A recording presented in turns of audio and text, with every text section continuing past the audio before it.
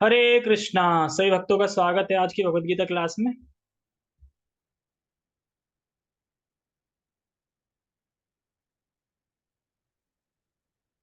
तो पहले हम मंगलाचरण करते हैं।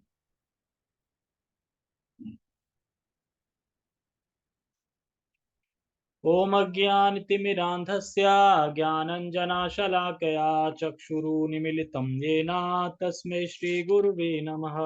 श्रीचैतन्यमनोभीष्टं स्थापितं येन भूतले स्वयं रूपः कदा मह्यं ददाति स्वपदान्तिकम्।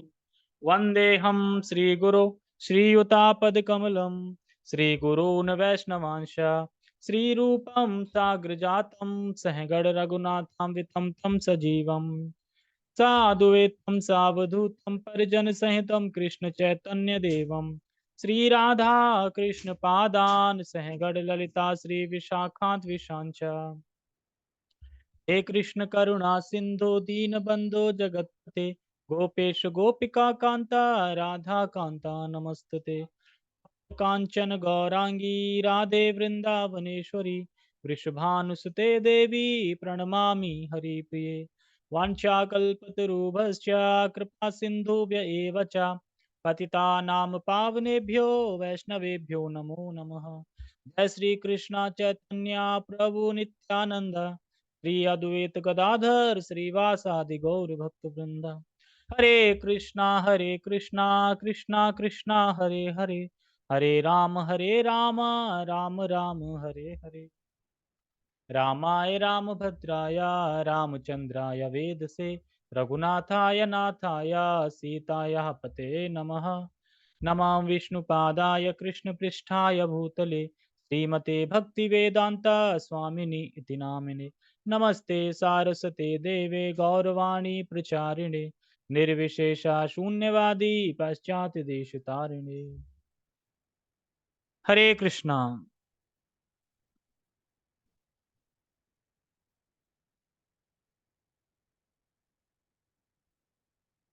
तो सभी भक्तों का बहुत बहुत स्वागत है आज की भगवत गीता क्लास में।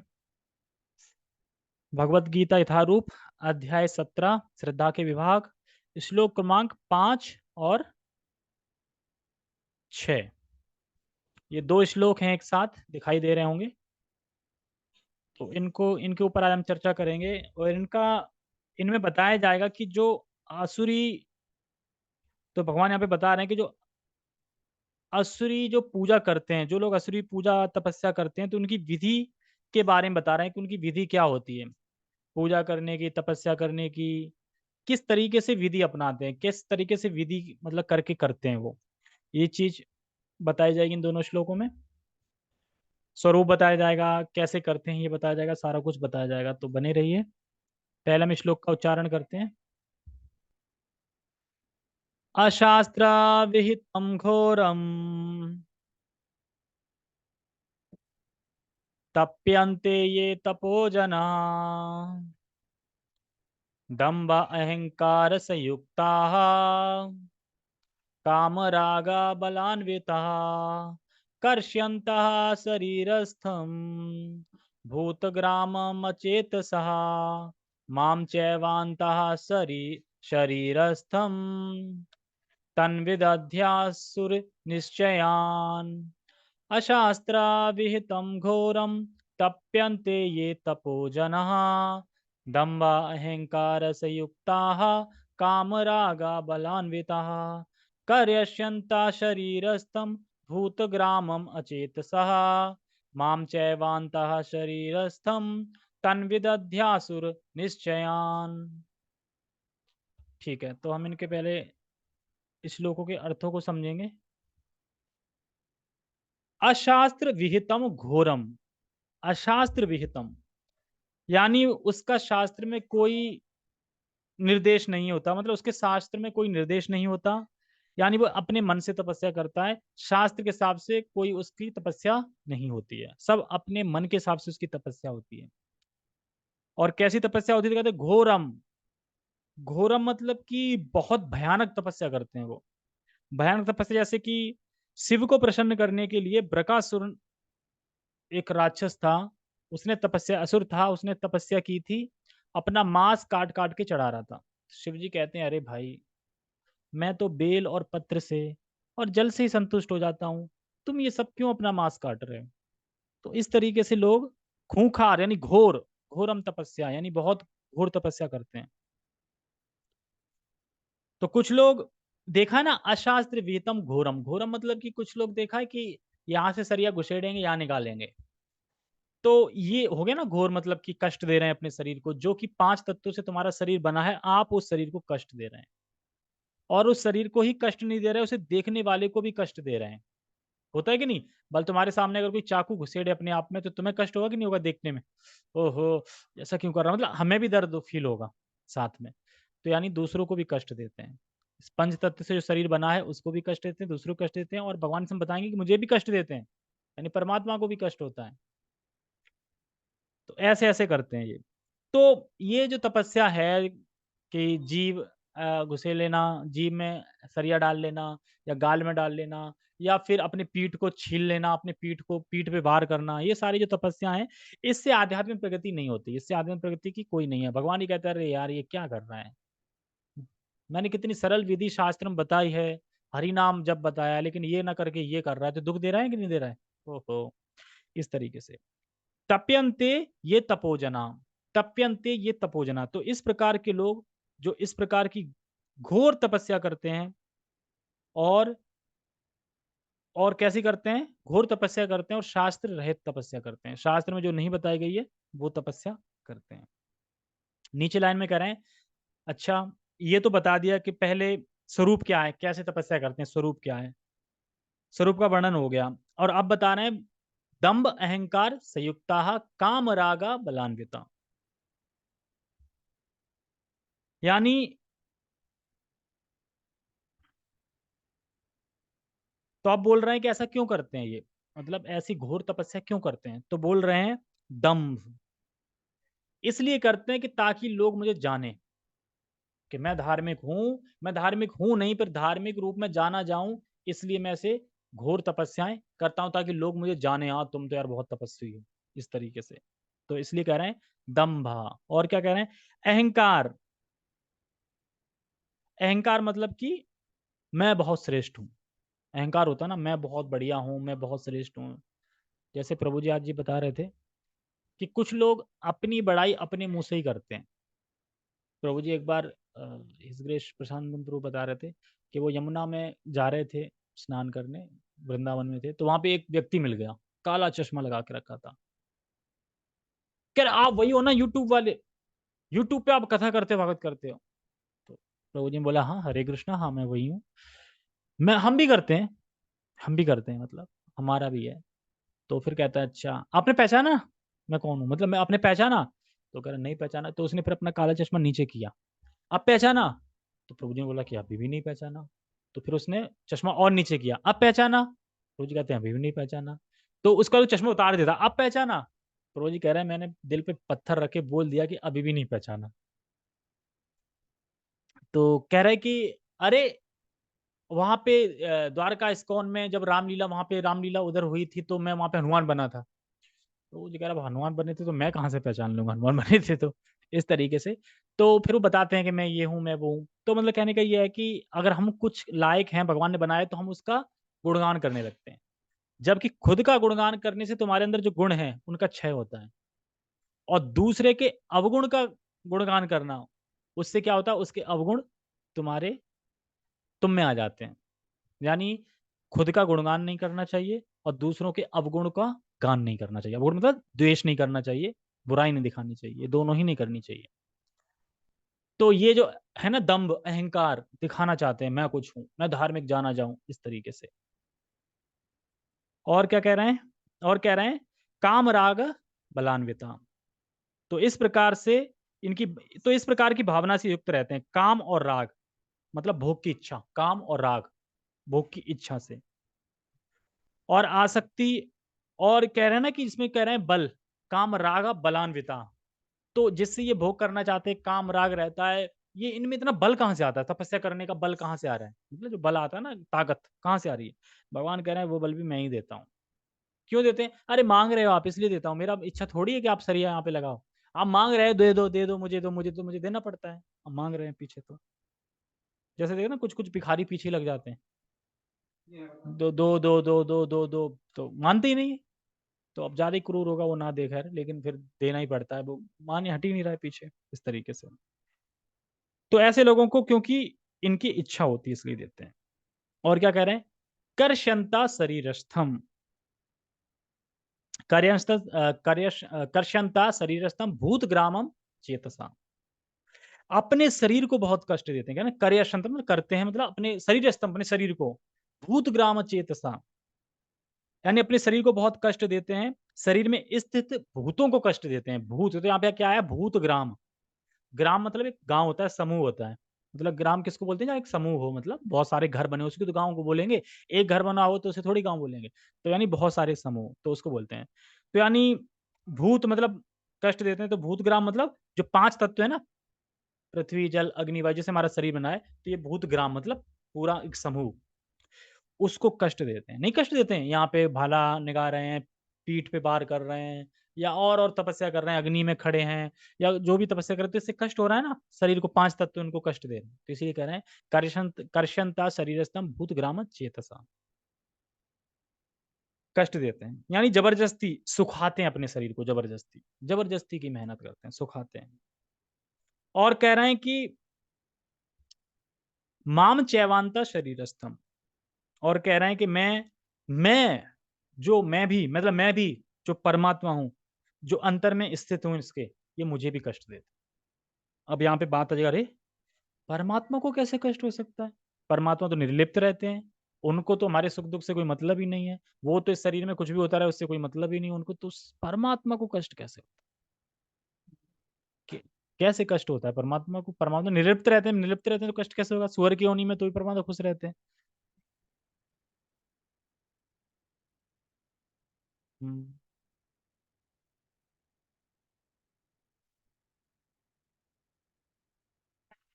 भक्ति कार्य नहीं कर रहा है और फिर दुख भोगेगा, तो उस दुख से उनको दुख होता है।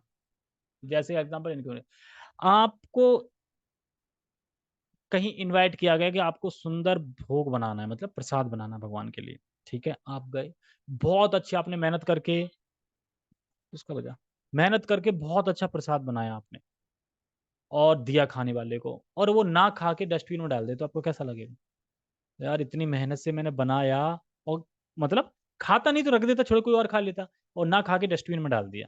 तो उसी तरीके से भगवान को कष्ट होता है। क्यों होता है,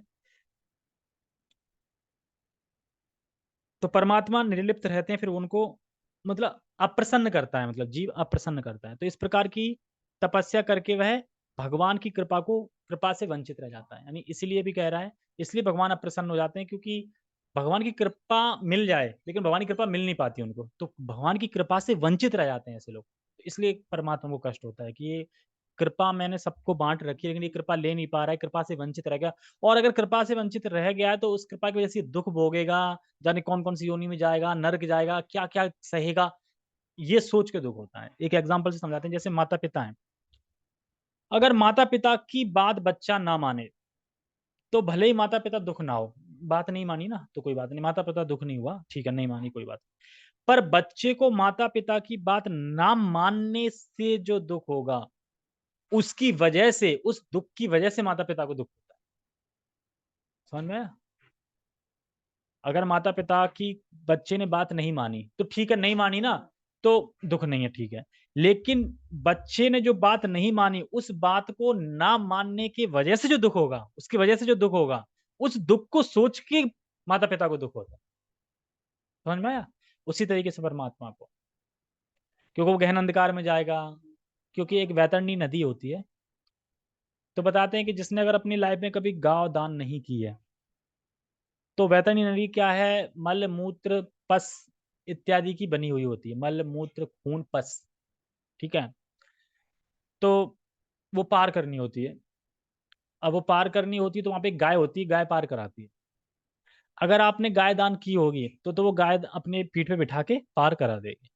और अगर आपने दान गाय गाय को दान नहीं किया है, तो वो क्योंकि गाय का काम है पार कराना, तो वो पार तो कराएगी, लेकिन कैसे कराएगी, खींच के कराएगी, पूंछ कर, पूंछ पकड़ लो, और जब वह पूंछ पकड़ के जाएगा तो क्या होगा, मुंह में भरेगा, और ऐसा तो नहीं छोटी नदी तुरंत पहुंच गए, खाना तो पड़ेगा ही। और वो मल मूत्र पस खून खाता हुआ जाता है। ये बोले अरे, तो नरक जाओ ही क्यों? ऐसा कुछ ऐसा करो ना कि जिससे वैकुंठ विमान खुद आए और तुम्हें ले जाए, तो वैतरणी नदी जाना ही नहीं पड़ेगा। तो यानी जो भक्त लोग हैं उन्हें वैतरणी नदी नहीं जाना पड़ता, जो सीरियसली भक्त हैं, क्योंकि उनके लिए तो वैकुंठ आएगा ना, वैकुंठ विमान आएगा, भगवान आएंगे।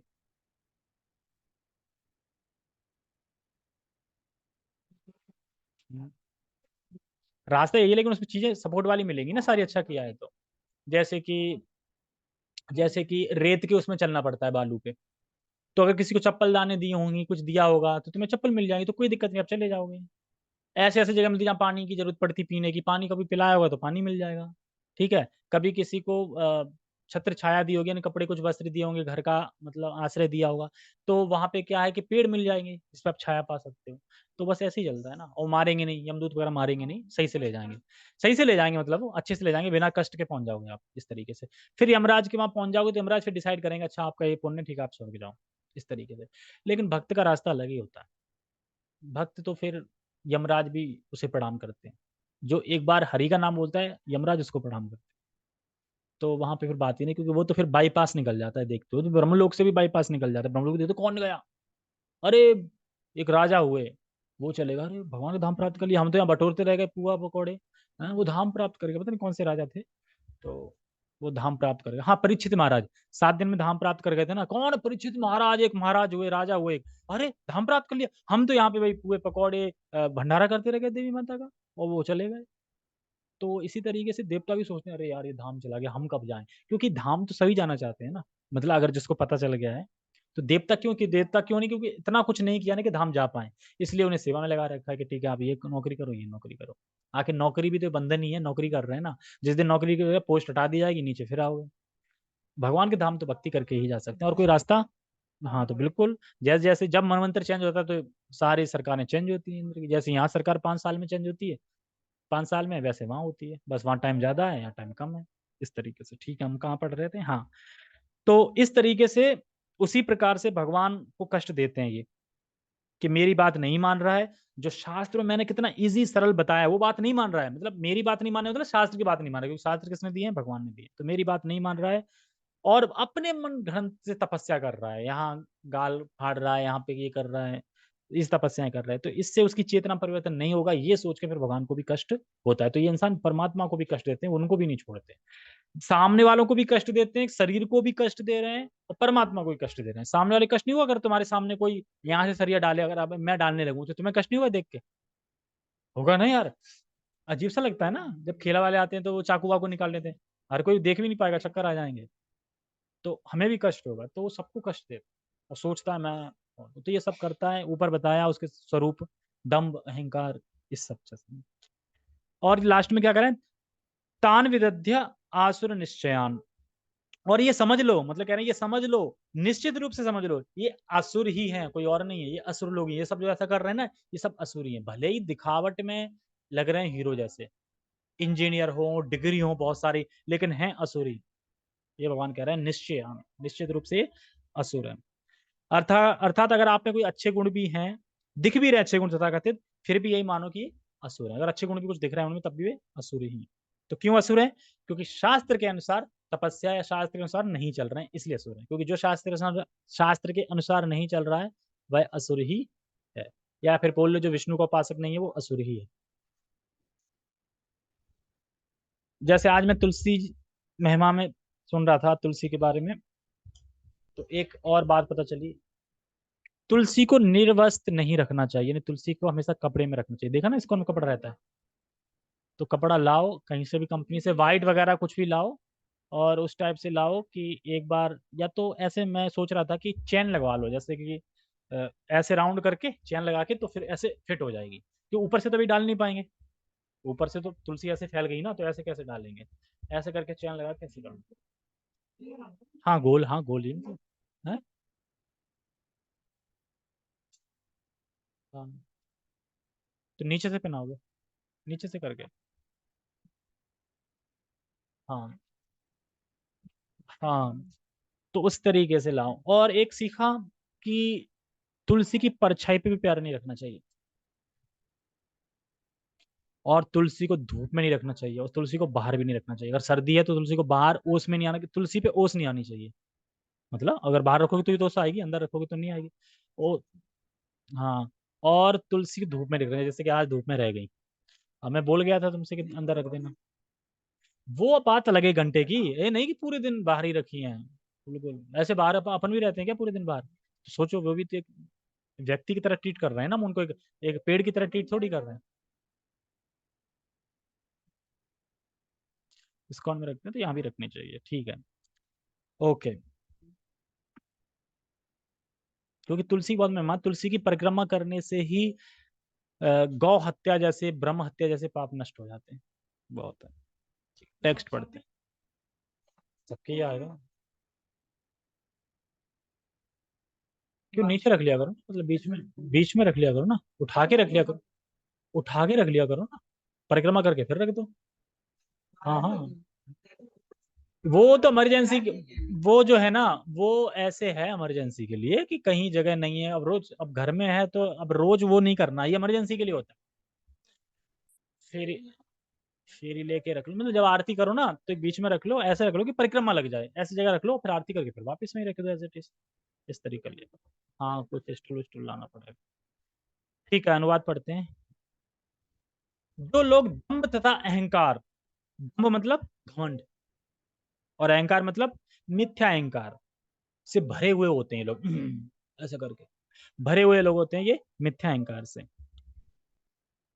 और होकर शास्त्र विरुद्ध, यानी शास्त्र से विरुद्ध होकर तपस्या करते हैं। जो शास्त्र में बताएगा ना एकादशी उपवास करना चाहिए, नहीं वो नहीं करेंगे, और अपने करेंगे। मतलब इनके शास्त्र होते हैं, कौन शास्त्र होता है? खुद का शास्त्र, खुद का शास्त्र होता है, उसके अनुसार ये तपस्या करते हैं। और शास्त्र में इजीली इजीली लिखा है कि एकादशी का पालन करो, वो नहीं करेंगे। या फिर तुम 16 माला का जप करो, सभी तपस्या है, तो ये नहीं करेंगे। प्रसाद खाओ, ये भी तपस्या है, क्योंकि बाहर गए चाउमीन मिल गई हो कि नहीं खा सकते यार, तो ये भी तपस्या है। ये कह रहे हैं ना नहीं खा सकते यार, तो ये भी तपस्या है। तो पर जो शास्त्र में नहीं दिया गया है वो करेंगे, जैसे जीभ भेज देना, जीभ भेज देना, जीभ में छेद कर देना, और गला भेद देना, और अपने आप को पीटना, तो ये सब तपस्या शास्त्र के विरुद्ध है, वो तपस्या करेंगे। कठोर तपस्या और व्रत करते हैं। और जो काम तथा आसक्ति द्वारा प्रेरित होते हैं, जो मूर्ख हैं, तो मूर्ख हैं इसीलिए तो सब करते हैं। अगर मूर्ख नहीं होते तो क्यों करते हैं? मूर्ख हैं इसीलिए तो कर रहे हैं सब, इसलिए बोले जो मूर्ख हैं। तथा शरीर के भौतिक तत्वों को, शरीर के भीतर स्थित परमात्मा को कष्ट पहुंचाते हैं। देखो, भौतिक शरीर को भी कष्ट पहुंचाते हैं, परमात्मा को भी कष्ट पहुंचाते हैं। भौतिक शरीर को मतलब ये मान लो कि सर्दी में क्या है, बर्फ में खड़े हो जाएंगे, तपस्या। और गर्मी में क्या है, अग्नि के बगल में खड़े हो जाएंगे। कोई बोले भाई क्यों कर रहे हो ऐसा? सम, हम, मतलब कि सम होने की वो प्रैक्टिस कर रहे हैं। भगवान बोलते हैं भगवद गीता में, सम रहना चाहिए, तुम सम रहने की प्रैक्टिस कर। भगवान ये नहीं कह रहे हैं, भगवान सम रहने का मतलब है गर्मी में भी जाओ मंदिर, सेवा नहीं रुकनी चाहिए, सर्दी में भी सेवा नहीं रुकनी चाहिए, ये सम कह रहे हैं। ये नहीं कह रहे हैं कि अपने आप को, शरीर को तपा लो, अपने शरीर को ठंडा कर लो, ये सब नहीं कह रहे। द्वंद्व से हम मुक्त होना चाहते हैं, सर्दी गर्मी जो द्वंद्व है ना, उनसे मुक्त हो जाना चाहते हैं। तो भगवान कहते हैं कि ये सब नहीं करना चाहिए। और भगवान कहते हैं भाई, जब ये कर रहे होते हैं ना तो भगवान से क्यों कष्ट होता है? भगवान से कहते हैं भाई तू क्या कर रहा है, इससे मैं प्रसन्न थोड़ी होऊंगा। मैं प्रसन्न होगा कि तू मुझे मतलब मेरी सेवा कर, मेरा हरि नाम ले, मैं उससे प्रसन्न हो जाऊंगा। एकादशी का उपवास रख ले, जाता जाता हरि नाम का जाप कर, इससे ये सब क्या कर रहा है? तो इसलिए सोच के ये मैंने जो गिफ्ट रूपी मानव जीवन दिया है तुझे, और वो तू फालतू में खराब कर रहा है। तो ये सोच के परमात्मा को कष्ट होता है, तो ये परमात्मा को नहीं छोड़ते, उनको कष्ट देते हैं। तो ये नहीं, दम्भ अहंकार में करना, शास्त्र के विरुद्ध करना, मूर्खतावश करना, काम और आसक्ति से करना, ये सब शरीर के तत्वों को कष्ट देंगे। और सब ये कष्टों से कुछ मिलने वाला नहीं। भगवान क्या कहते हैं, इन सब कष्टों से कुछ नहीं मिलने वाला है इनको, ज्ञानकतम अंधकार में ही जाएंगे। क्योंकि भगवान ने असुरों के गुण सारे 16वां अध्याय में बता दिए, देवी तथा असुरी गुण में, कि ये बार बार मैं इनको असुरी गुणों में डालता रहता हूँ, क्योंकि ये शास्त्र को नहीं मानते, भक्ति नहीं करते, विरुद्ध चलते हैं, ये सब इनका वो है। तो परमात्मा को कष्ट पहुंचाते हैं वे असुर कहे जाते हैं। हम थोड़ा इसको, श्लोक के अर्थों को थोड़ा और समझेंगे, फिर हम तात्पर्य पढ़ेंगे, वो कल पढ़ेंगे। पहला इसमें, अशास्त्र वेतम घोरम। घोरम मतलब, अर्थात वे ऐसी तपस्या करते हैं जिससे अन्यों को कष्ट पहुंचता है। ये बताया मैंने। कुछ कुछ ऐसी तपस्या होती हैं, अगर सामने कोई कर रहा होगा तो उसे देख के आपको कष्ट होगा। जैसे कि जब हम गांव में रहते थे, जब अपनी माता में होता था वहां पे, तो कुछ लोग नहीं आते झूमर सा लेके, दे दनादन, तो देख के नहीं कष्ट होता था, ये खून सा भी निकल रहा है, और लगे। हाँ, जब यहाँ डालते थे तो यहाँ से डालते थे ये, तो देख के कष्ट होता है, तो इस तरीके से देख के कष्ट होता है। और अपने शास्त्रों के अनुसार जो वेदों के विरुद्ध हैं, उसके अनुसार ये कार्य करते हैं, तपस्या करते हैं, इसलिए बोल रहे हैं अशास्त्र विहितम। आगे तपयंते ये तपोजना, तो ऐसी ये तपस्या वगैरह करते हैं। और कह रहे हैं बलम, अर्थात दुराग्रह से युक्त होकर जो मेरे द्वारा दिया जाता है। दुराग्रह से युक्त होकर मतलब कि ये मांगते रहते हैं, दे दो दे दो दे दो, तो दुराग्रह से युक्त होकर जो बल है वो मेरे द्वारा ही दिया जाता है, काम इच्छाओं को पूर्ण करने के लिए। क्यों दिया जाता है? काम इच्छाओं को पूर्ण करने के लिए, मतलब चाहिए चाहिए चाहिए, कोई रट लगा ले, चाहिए चाहिए चाहिए, तो इसलिए दुराग्रह कह रहे हैं यहाँ पे। और कहना है भूतग्राम, भूतग्राम मतलब ये शरीर के मूल घटकों को निरर्थक उपवास आदि से सुखा देते हैं, मतलब पंचतत्व जो अपना शरीर बना है उसको फालतू में सुखा देते हैं धीरे धीरे। जैसे हिरण्यकश्यपु कैसी तपस्या कर रहा था, पूरा हड्डी हड्डी चमक रहा था, पूरा डीम लग गई थी, चीटी लग गई थी, क्या लग गई थी उसको, पूरा खा लिया था मांस, हड्डी हड्डी बचा था, तो सुखा रहा है। इससे भगवान प्रसन्न हो रहे हैं? नहीं, ब्रह्मा जी भी घबरा के आए हैं और मर ना जाए। कोई प्रेम नहीं होता देवताओं को कि हाँ तुम, हाँ मोरी बहुत सेवा कर रहे हो, आ गए। वो जानते हैं कि अरे फालतू के काम कर रहा है, तो चलते हैं इस तरीके से। भूतग्राम। और कह रहे कर्ष्यंता, कर्ष्यत, कर्ष्यंता मतलब कष्ट देते हैं। जैसे कुछ लोग अनशन में बैठ जाते हैं, या फिर आमर्षण जो होते हैं ना, क्या बोलते हैं उसको, हाँ हाँ, उसमें खाना नहीं खाएंगे, ये नहीं खाएंगे। और कभी कभी ऐसे लोग बताते हैं मर भी जाते हैं, अगर जो सही से कर रहा होगा ना, मर भी जाते हैं, कोई नहीं पूछता बहुत से देशों में। तो ये सब करते हैं। और अचेतसा, अचेतसा का मतलब है इसमें, अचेतसा कहाँ है? हाँ, भूतग्राम अचेतसा, कि भगवान को कष्ट देते हैं भगवान की आज्ञा को ना मानकर। जैसे बच्चे का एग्जांपल दिया था, चेतसा मतलब कि उनको पता नहीं होता क्या करना चाहिए क्या नहीं करना चाहिए, तो इसलिए भगवान को कष्ट देते हैं। जो करना चाहिए वो करेंगे नहीं, जो नहीं करना चाहिए वो करेंगे, तो इसलिए कष्ट होता है। जैसे बता रहे थे प्रभु जी एक क्लास में कि माता पिता को कोई कोई ऐसे कष्ट उनके कर्मों में होते हैं, दुख होते हैं, कि वो भगवान उनके शरीर से नहीं देते। भगवान मतलब जो कर्मों के अनुसार जो मिलना होता है, वो उसके बच्चे के रूप के शरीर में देते हैं। मान लो बच्चे को कोई शुरुआत से की बीमारी है, तो पूरी जिंदगी माता पिता दुखी रहेंगे बच्चे की वजह से, रहते हैं ना। अगर मान लो खुद से दे देते तो हो सकता है बॉडीली लेवल पे दुखी रहते, पर मन से तो खुश रहते हैं। लेकिन अब बच्चा है तो टेंशन ही बनी रहेगी हमेशा। तो अब समझ में आ गया कि किस तरीके से कर्म किया है, किस तरीके से वो है कि बच्चे की वजह से तुम दुखी हो। हाँ, तो बच्चे की वजह से मिलता है। बच्चा अगर ज्यादा ग्रोथ नहीं कर रहा है, उसने उस पे भी होगा, लेकिन बच्चे ज्यादा दुख मम्मी माता पिता को ज्यादा होगा, इस तरीके से। जैसे हर्ष और रोष, जो हर्ष शोक की जो कथा आती है ना चित्रकेतु महाराज की, तो उसमें वो बालक बड़ा खुशी हो जाते हैं, वो जब मरता है तो बड़ा दुख जाते हैं, मेरे को जैसे मैं ही मर गया। यानी बच्चे के मर जाता है दुख किसको है? पिता को ज्यादा हो रहा है, नहीं बोलते इस तरीके से। और क्या कह रहे हैं? आसुर निश्चयान मतलब कह रहे हैं आसुरी निश्चयान, यानी भले ही वे भौतिक संपदा से स्मार्ट लगे, अनेक डिग्रियां हों, पर वो क्या है? असुर हैं, क्योंकि अ, भगवान की बात नहीं मानते, इसलिए असुर माने जाते हैं। तो प्रभु जी एक तिलक का बता रहे थे कि तिलक का महत्व क्या है। देखने से लग सकता है कि तिलक क्या इंपोर्टेंट है कुछ। अगर कोई हमारे मस्तिष्क पे तिलक देखता है, मतलब लगाया नहीं उसने, सिर्फ वो देख रहा है, तो उसके 60,000 जन्मों के पाप खत्म हो जाते हैं। 60,000 जन्म के पाप खत्म हो जाते हैं सिर्फ देखने मात्र से। तो और उसे कभी यमदूत स्पर्श नहीं कर सकते। दूसरा, तीसरा, एक बार क्या हुआ कि शिव के जो पार्षद थे, यानी चेले चपाटे सब भूतगण आदि, तो शिव जी क्योंकि पहले सीधा लगाते थे तिलक, विष्णु वैष्णव तिलक। तो एक बार जब युद्ध छिड़ा था देवताओं में, तो देवता लोग हार गए, तो देवता लोग गए भगवान के पास कि भगवान ऐसे ऐसे असुर लोग बहुत स्ट्रांग है, करो कुछ। तो अपना सुदर्शन चक्र भेजते हैं वहीं से। सुदर्शन चक्र भेजते हैं, सुदर्शन चक्र जाता है, वो देखता है अरे ये तो सब वैष्णव है, मैं कैसे मारूं, वापस आ जाता है।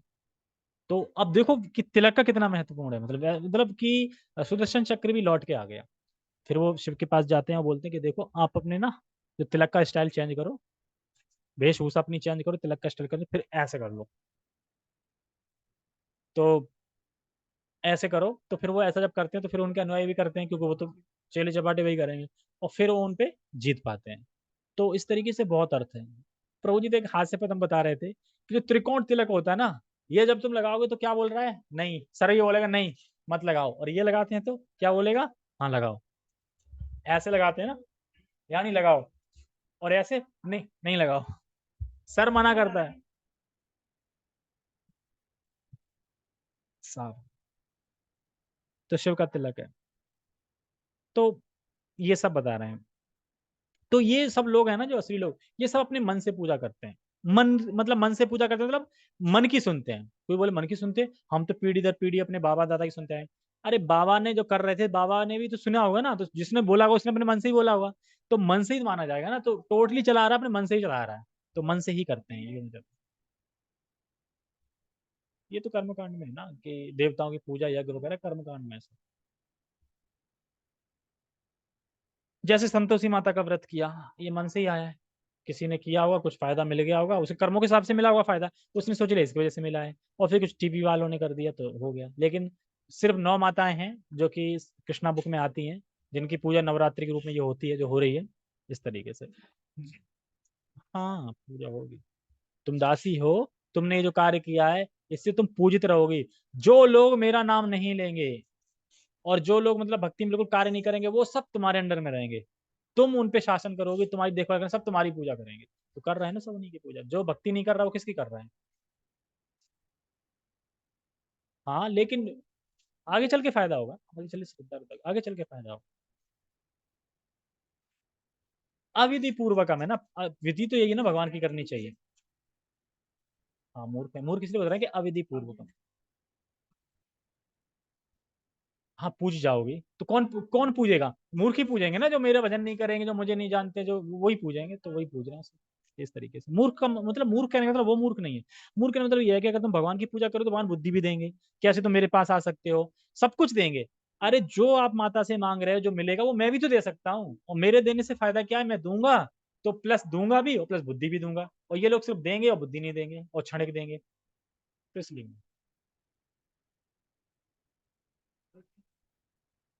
तो राजसी तामसी श्रद्धा है तो वह इसी प्रकार के कार्य करेंगे जो बता रहे हैं, कष्ट देंगे सब। तो जो राजसिक और तामसिक बताए गए ना, ये दोनों यही कार्य करेंगे जो सारा बता रहे हैं। लेकिन जो सतोगुण वाले हैं, अगर ये इन्हें कोई भक्तों का संग मिल जाए तो ये भक्ति में तुरंत आ जाएंगे, ये थोड़ा सही होते हैं। ठीक है। ओके, हम प्रभुपाद जी का तात्पर्य कल पढ़ेंगे। हरे कृष्णा। जगत गुरु शील प्रभुपाद की जय। श्रीमद् भगवद गीता की जय। निताय निताय गौर प्रेमानंदे। हरि हरि बोल। हरे कृष्णा।